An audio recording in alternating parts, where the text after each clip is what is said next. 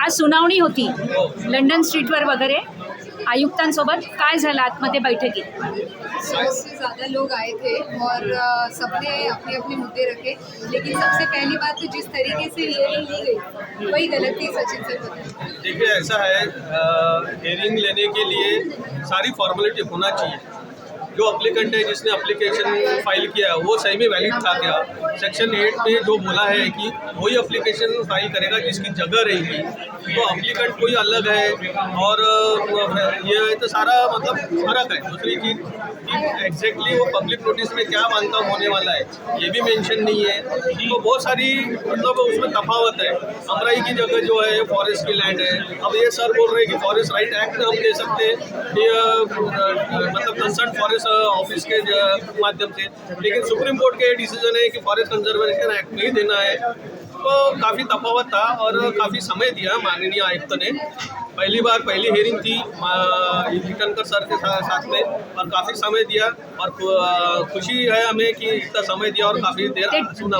Tree कमिटीवर न्यायालयाचा दणका बसला, ट्री कमिटीविषयी काय चर्चा हाँ, झाली? ट्री कमेटी पे ऐसा है कि ट्री कमेटी पे माननीय आयुक्तों ने बोला है कि आप ट्री कमेटी पे आक्षेप ले सकते हैं, तो हमने ट्री कमेटी पे बोला है कि कब कॉन्स्टिट्यूट होगा, क्योंकि 4 से 5 महीने हो गए हैं, नई बॉडी आई है, 4 से 5 महीने हो गए हैं, अभी तक की ट्री कमेटी नहीं डेवलप हुई। तो उनका ये कहना है कि जल्दी हम ट्री कमेटी बनाएंगे। ऑलरेडी उनके पास में कुछ लोगों के नाम आए हुए हैं, तो जल्दी बन जाएगा।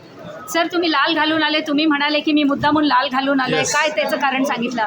माझं कारण इथे येण्याचं ह्या जनसुनावणीसाठी एवढंच आहे की पर्यावरणाचा विकासाच्या नावाखाली ऱ्हास आणि जो विनाश होत आहे तो कुठेतरी थांबला पाहिजे। ह्या अथॉरिटीच्या पुढे आपल्याला हे मांडलं पाहिजे आणि हे उद्याच्या भविष्यासाठी, नवीन पिढीच्यासाठी जर तो आमच्या सारख्या लोकांनी झटलं पाहिजे, मांडलं पाहिजे आणि कसं बसं आपल्याला तुम्ही मुद्दा मांडलाय, कोणता मुद्दा मांडला आजच्या सुनावणीत? मी आजच्या मुद्द्यामध्ये हे मांडलेलं आहे की जे यांनी प्लॅन केलेलं आहे, म्हणजे गटाराची लाईन त्या आमराईमध्ये जे टाकत आहेत तर तिथून न जाता ती डायव्हर्ट करता येईल, म्हणजे झाडं वाचतील, हेरिटेज लेवलची झाडं आहेत। तुम्ही सोनेगावचा एक मुद्दा खूप महत्त्वाचा मांडला की 500 मीटरच्या आतमध्ये पण ते सोनेगाव तलाव वाढला पाहिजे, तर ते इल्लीगल सगळं बनवण्यात आलं। सोनेगाव तलावाच्या आसपास जे काही इलिगल कन्स्ट्रक्शन ऍक्टिव्हिटीज चालू आहेत ते थांबलं पाहिजे।